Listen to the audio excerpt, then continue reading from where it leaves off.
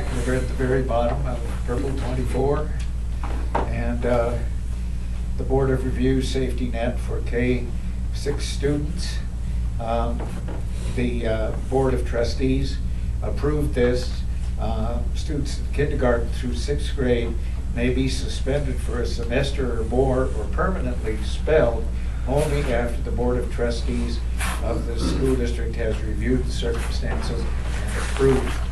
So what that means is basically that you can't do those things. It's a safety net for kids that young. Their age has to be considered. All right, we're over to the top of 25 in the purple book and 32 on the green book. Special education students, we'll deal with that under special ed. So we'll skip over that. Student search and seizure. The Fourth Amendment protects citizens from unreasonable searches.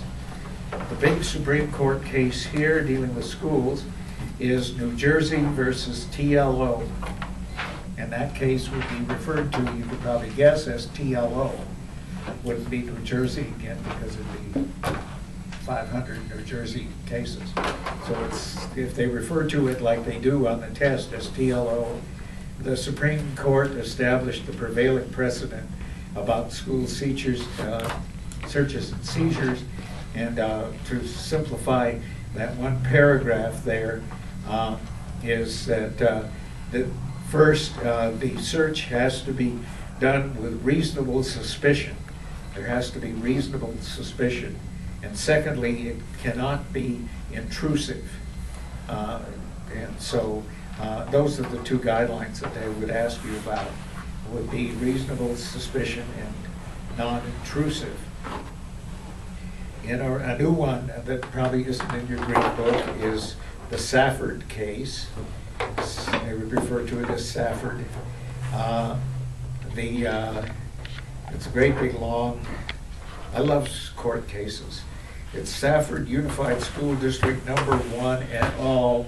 Petitioners versus April Redding. Of course, you should all memorize that because it's very important that you know it. No. The Supreme Court ruled against the school district in this case because in contrast to TLO, as it says here, the search of Redding was performed based solely on unsubstantial accusations from another student, including a search of her body. So it was excessively intrusive, particularly in light of the age and sex of the student, and there was unsubstantial accusations. So that that Safford case, all I have to remember is Safford, is brand new. That case came out 2009. This was last year. Okay.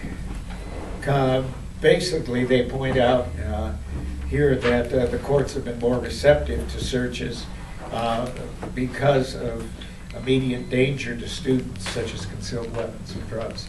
And so because of that, because of gang activity, the courts have allowed that. I know that my own experience as a principal was that I can open a student's locker legally where a police officer couldn't. And I know I ran into that many times down here at HUD. When the police wanted to search somebody's locker, they'd come and get me, and I had to open the locker because I have a certain responsibility to protect my students. So if they thought there was a gun in the locker, if they did it, the courts, without a search warrant, the courts would throw it out. But if I opened it up and there was a gun, then they could do that. And that's bottom of 25 here. And it must be near the bottom of 32, random drug testing. The classic case is the Veronia School District case, which upheld an Oregon school district's policy which said that students who competed in interscholastic athletics had to agree to random urine testing for the presence of illegal drugs.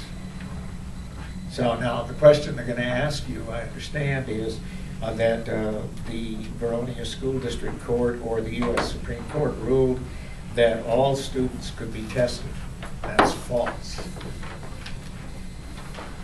Turning to page 26 and over to 33, sort of lapping over from 32 to 33, the court took more action. Originally, they said in the Vernonia case that the school district also had to show that there was drug abuse going on, that it was a serious problem. The court eliminated that, said that you don't have to do that. But in 2002, that's when the court district at the top of the page, they were just going over from 32 to 33, said that they didn't have to demonstrate pervasive drug abuse. And also, they expanded that to deal with all sorts of activities. So all extracurricular activities, choir, band, everything like that. Not everybody, though. Don't get caught. Not everybody, but if you want to be involved.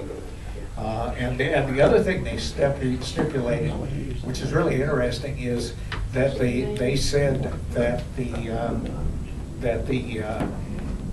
student who loses their privilege to participate will be basically will not be punished for anything else.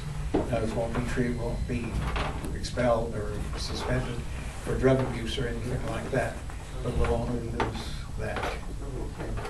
So, okay, the flag salute, Pledge of Allegiance. And this is an old case, and it was in West Virginia back in 1943.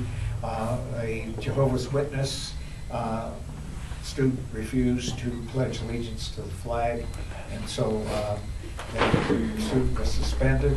The Supreme Court ruled that that was a violation of freedom of religion because Jehovah's Witnesses believe that thou shalt not bow down to graven images, believe that as it says, the flag was a graven image because it's wood, a couple of staples, a piece of cloth. And so the court held up that. The question they're likely to ask you is that all students were compelled to say the pledge, and the answer is false. 45 seconds. 45 seconds. Reasonable and corporal force and corporal punishment. We're going to see that at the bottom of 33 and at the bottom of 26 when we come back to you in just a moment here.